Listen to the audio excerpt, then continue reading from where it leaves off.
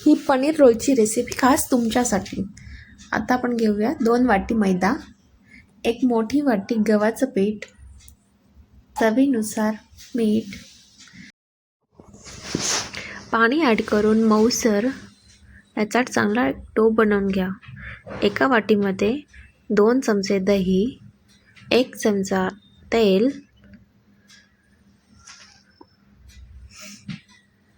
धनेपूड, हळद, तिखट पावडर, गरम मसाला, कस्तुरी मेथी, स्वादानुसार मीठ हे सगळं मिश्रण चांगल्या प्रकारे मिक्स करून घ्या। त्यानंतर पनीरचे बारीक बारीक तुकडे करून घेतलेले आहे, तर हे पनीरचे तुकडे या ग्रेव्हीमध्ये ॲड करून घ्यायचे। चांगलं मिक्स झाल्यावर गरम पॅनमध्ये हे मिक्सचर टाकून 2 ते 5 मिनिटं शिजवून घ्यायचं आहे। व्हिडिओत दिल्याप्रमाणे काही साहित्य आपल्याला पुढे लागणार आहेत। त्यानंतर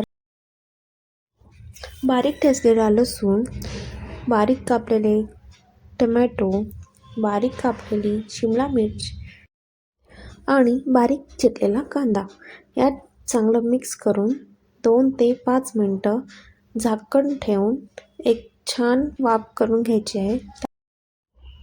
पोळी लाटून घ्यायची आहे। तव्याला बटर लावून ती पोळी दोघी साईडने छान प्रकारे शेकून घ्यायची आहे। त्यानंतर शेकलेल्या पोळीवर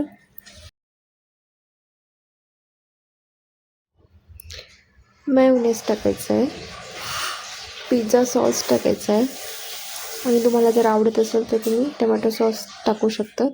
या तिघं मिश्रणाला मी येथे चांगल्या प्रकारे पोळीवर पसरवून घेतलेलं आहे आणि आपण जी भाजी केलेली होती ती या पोळीवर उप्याप्रमाणे असं लावून घेतलं आहे। आवडीप्रमाणे तुम्ही त्यावर चीजही घालू शकतात, ऑरिगॅनोही टाकू शकतात, याच्याने छान चव येते। तर हा रोल बनवून परत बटर लावून चारी बाजूने शेकून घ्यायचा आहे।